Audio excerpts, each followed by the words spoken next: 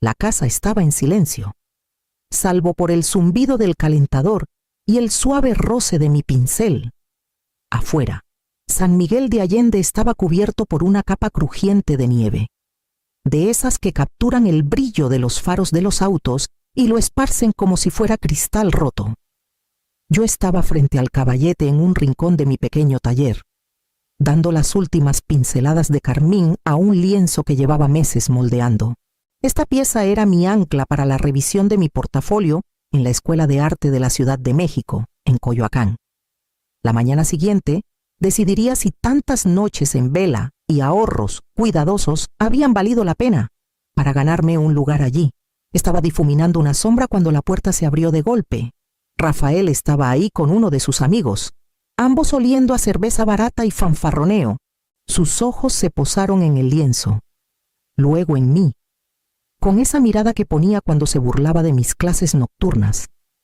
Las mujeres no saben programar, dijo sin rodeos, como si mis pinceles y pinturas fueran la prueba de un fracaso. Para de avergonzarnos. Su amigo soltó una risita, murmurando algo sobre que el arte era cosa de hombres de verdad. Antes de que pudiera articular una palabra, Rafael dio un paso adelante y pasó el cúter que usaba para trabajos eventuales directo por el centro del lienzo. El sonido fue peor que cualquier insulto, la tela rasgándose, la pintura aún húmeda chorreando. Mi mano se quedó congelada en el aire, el pincel temblando. Primero me golpeó la humillación, aguda y asfixiante. Luego vino el dolor, una ola tan pesada que pensé que mis rodillas cederían. Pero debajo de todo, más frío que el aire que se colaba por la ventana vieja, llegó el coraje. Apreté el mango del pincel contra mi palma hasta que dolió y me obligué a mirarlo directamente, grabando en mi memoria la herida irregular en el lienzo, como si pudiera guiarme hacia lo que haría después. Me apoyé contra la pared, el lienzo destrozado todavía quemándome en la mente, y por un momento, todo lo que veía eran los pasillos de mi pasado, las noches en que las luces nunca se apagaban en la oficina de facturación médica en la avenida Insurgentes, el resplandor de los monitores extendiéndose sobre rostros cansados. Yo era una de ellos, con los audífonos apretándome las orejas, tecleando códigos mientras la ciudad dormía. Esas horas pagaban la renta, los mandados y los pasatiempos interminables de Rafael. Mientras mis cuadernos de bocetos esperaban en el closet, soñaba con inscribirme en clases de arte a tiempo completo. Pero en cambio gastaba mi dinero en uniformes de fútbol que nunca le quedaban más de una temporada.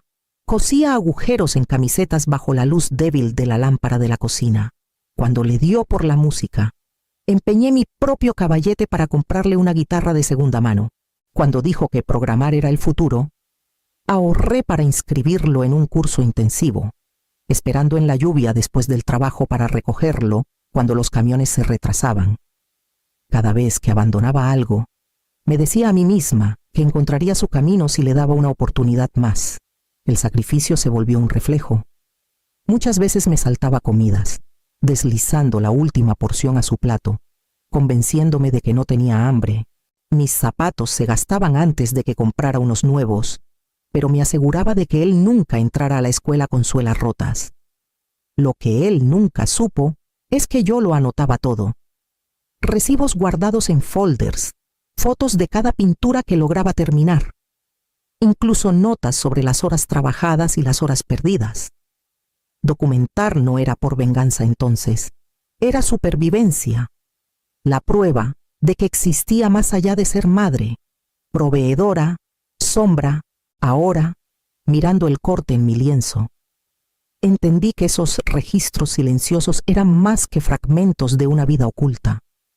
Eran la base sobre la que tendría que pararme, el libro de cuentas de lo que ya no podía borrarse.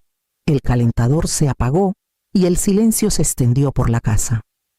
Dejé el lienzo roto apoyado contra la pared, su herida a algo que aún no estaba lista para tocar. En cambio, abrí los archivos planos debajo de mi escritorio. Ahí estaban los estudios que había construido en silencio durante meses, bocetos al carbón de las sierras de Querétaro. acuarelas que capturaban los tonos del amanecer, cuadrículas de composición pegadas con cuidado en capas. Cada uno era una migaja que llevaba a la pieza final. A un lado estaban las impresiones que había hecho en la biblioteca de la avenida Chapultepec, fotografías en alta resolución del trabajo en progreso.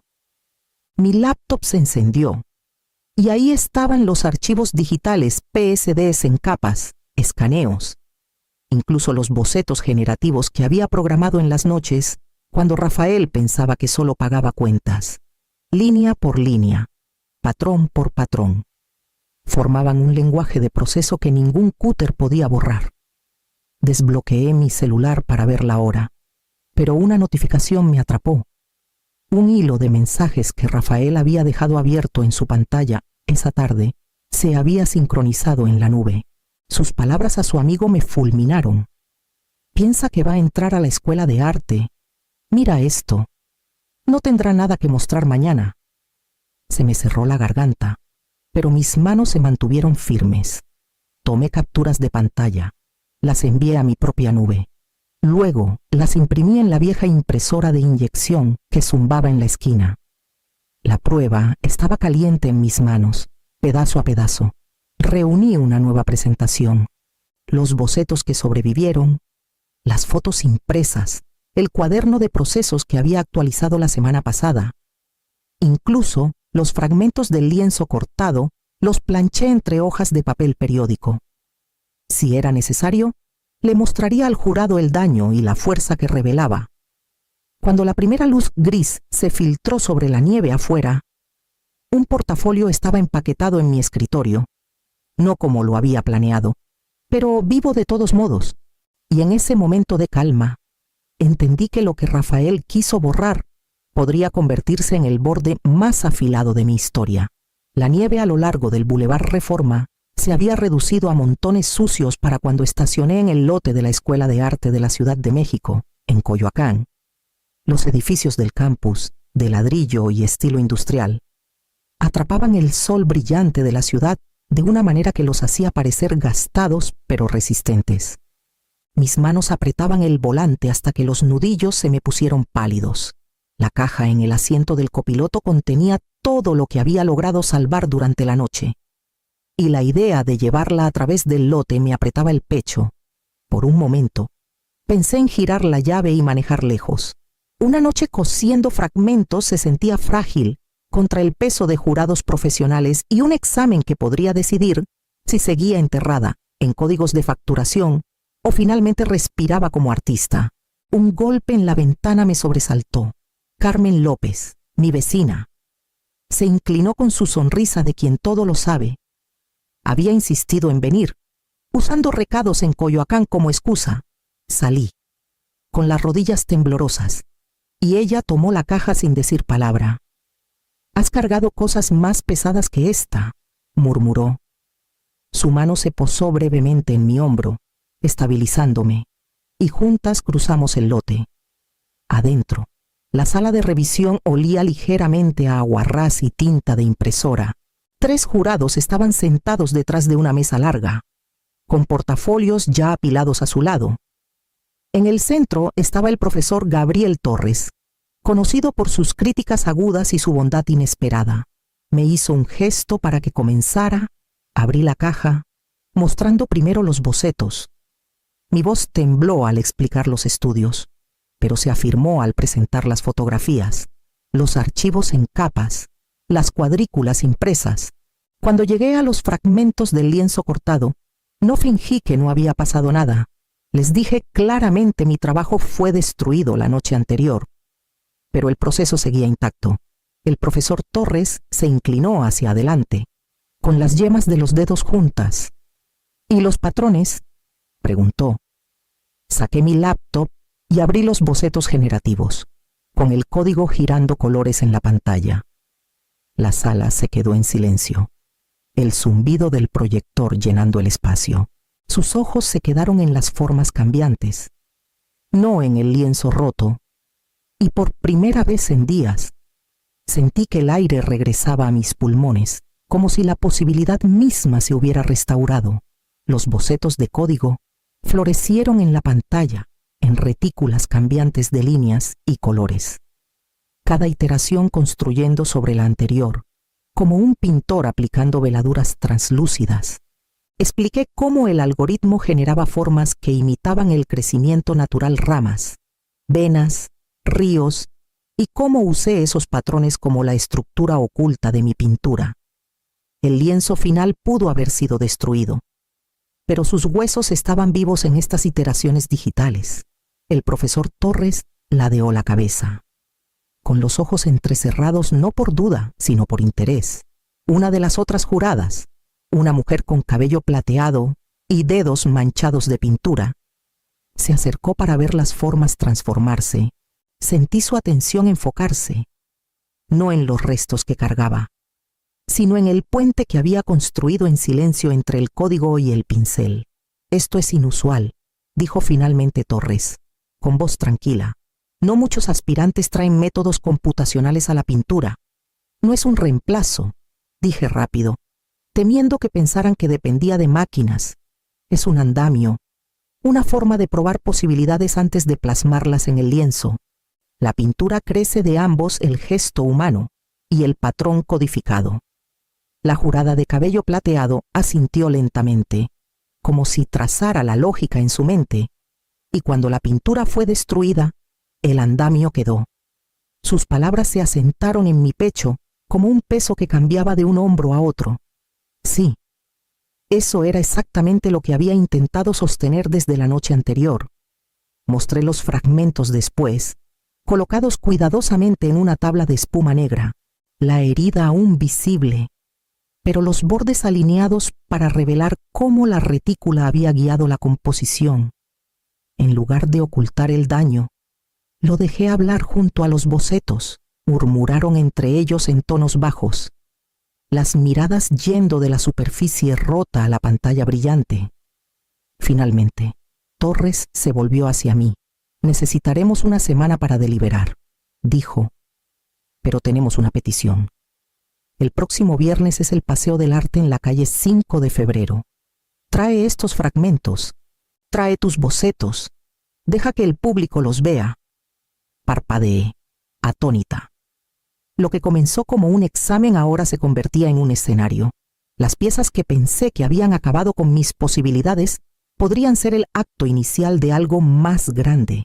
Y esa idea me sacó de la sala con un paso más firme del que había imaginado. Para cuando regresé a casa, el sol de la tarde ya se había hundido, dejando el lago de Chapala con un brillo anaranjado pálido.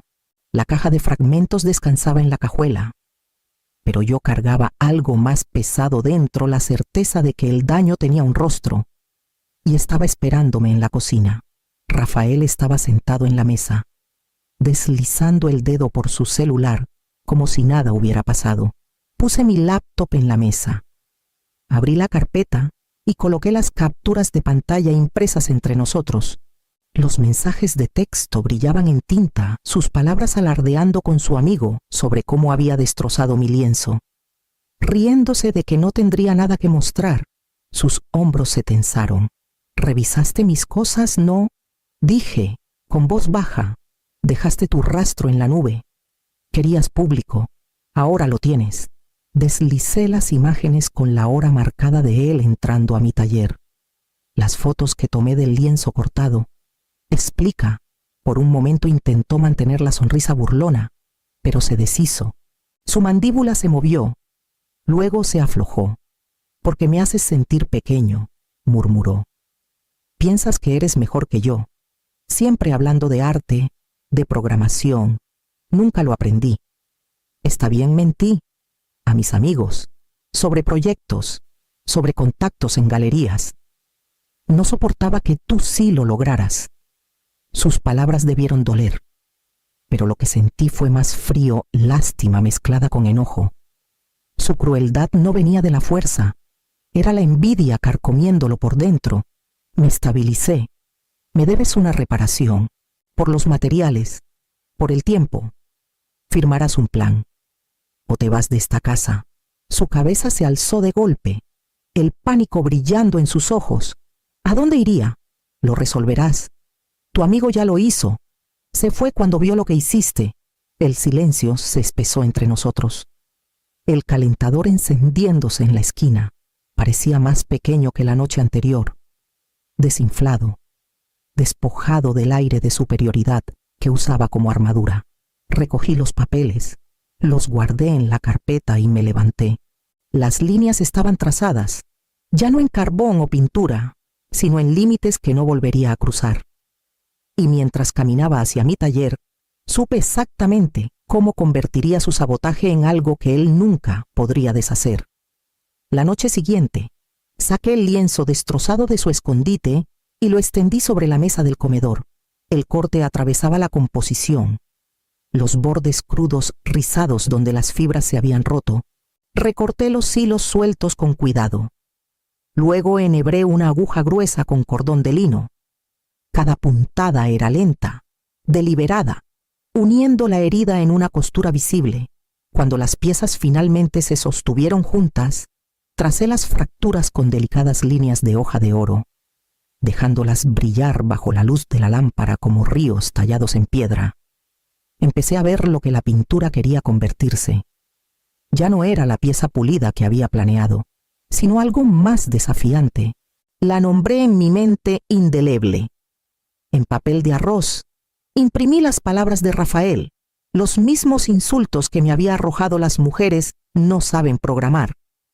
Para de avergonzarnos, rompí las hojas en tiras, poniéndolas bajo capas translúcidas de pintura.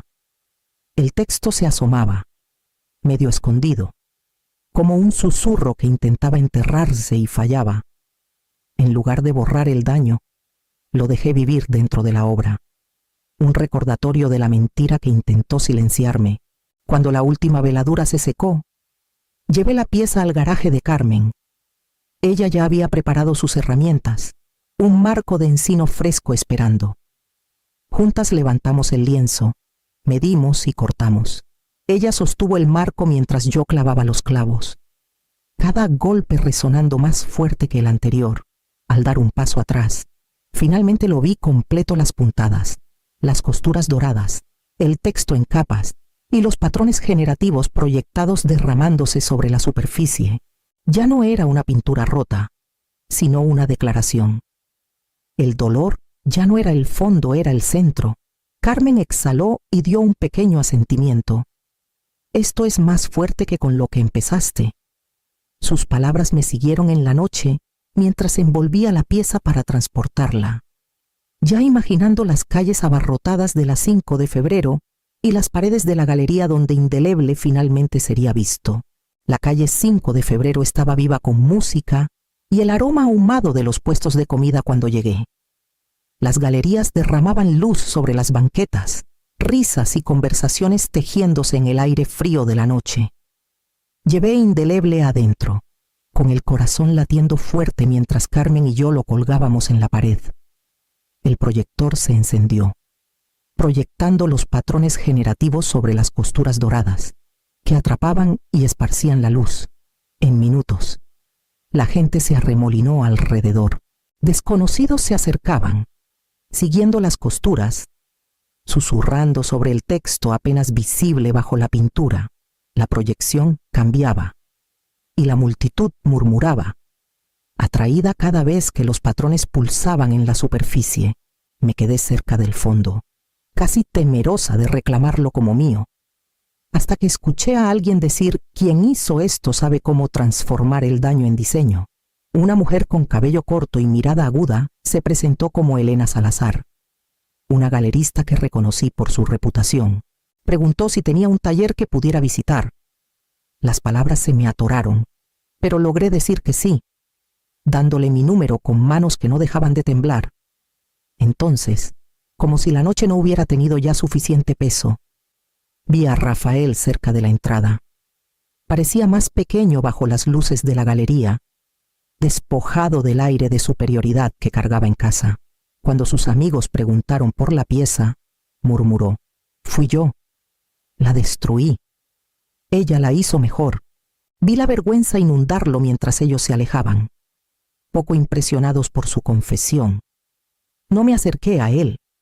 Dejé que el silencio hiciera lo que yo nunca pude mostrarle, el costo de sus decisiones. Más tarde, en casa, con el brillo de la galería aún en mi mente, mi celular vibró. Un correo del jurado de la Escuela de Arte llenó la pantalla. Su deliberación estaba completa, y lo abrí con una calma que no había sentido en años. El correo del jurado fue breve, pero decisivo. Me habían otorgado una beca por mérito y un apoyo para materiales. Citaron no solo la fuerza de mi trabajo, sino también la resiliencia mostrada en mi proceso. Al leer esas palabras, sentí que algo se soltaba dentro de mí. No era solo aprobación, era la validación de que el camino que había recorrido en silencio todos estos años finalmente era visible. A la mañana siguiente, puse el acuerdo de restitución en la mesa de la cocina. Rafael firmó sin discutir, con los ojos fijos en el papel como si cada trazo de la pluma lo agotara más. Se mudó a un departamento rentado con un amigo cerca de la avenida Tlalpan esa misma semana. Llevando solo lo que podía permitirse, cambié las cerraduras al día siguiente. El sonido del cerrojo encajando más fuerte en mis oídos que cualquier aplauso de desconocidos. Puse reglas claras por escrito. No más rescates, no más segundas oportunidades a menos que demostrara que podía honrar la primera.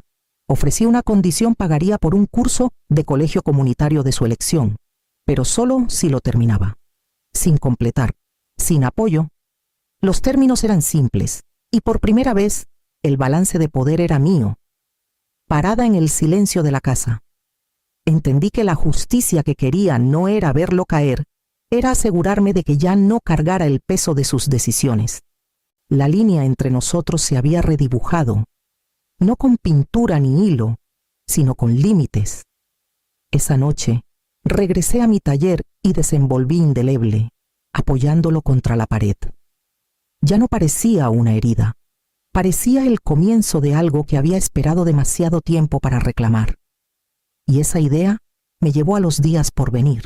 La primera vez que giré la llave en la puerta del taller en la Escuela de Arte, me detuve a sentir su peso. Los dientes de latón encajaron fácilmente en la cerradura, pero para mí era más pesado que cualquier carga que hubiera llevado antes. Adentro, la luz del sol se derramaba sobre los pisos de concreto, el olor a aguarrás y madera extendiéndose en el aire, mi espacio, mi nombre en la lista, mi futuro moldeado en metros cuadrados que no tenía que pedir prestados, indeleble descansaba contra la pared del fondo, esperando ser embalado para la exposición jurada que lo había aceptado. Tracé las costuras doradas con la mirada, aún sorprendida de cómo el lienzo roto se había convertido en la prueba misma de mi supervivencia. Pronto colgaría bajo las luces de una galería, ya no como el resto de un sabotaje, sino como el artefacto de la resiliencia. Los sábados, comencé a liderar un pequeño taller para estudiantes interesados en unir código y pintura. Lo llamamos Código sobre Lienzo. Ver a artistas más jóvenes escribir unas líneas de JavaScript y ver patrones florecer en la pantalla del proyector me recordaba las noches en que cosí mi propio valor. Sus ojos se iluminaban como los míos alguna vez, cuando aún creía que había espacio para mí en este mundo. Al final de un día largo, puse un lienzo nuevo en el caballete. Encendí mi laptop y abrí los bocetos que había estado refinando. Una retícula de líneas proyectadas se extendió sobre la superficie blanca, delicada y expectante, como venas en papel. Tomé un pincel. Sentí la flexión de las cerdas y finalmente exhalé. La cerradura había girado. La puerta estaba abierta, y esta vez el espacio dentro era completamente mío.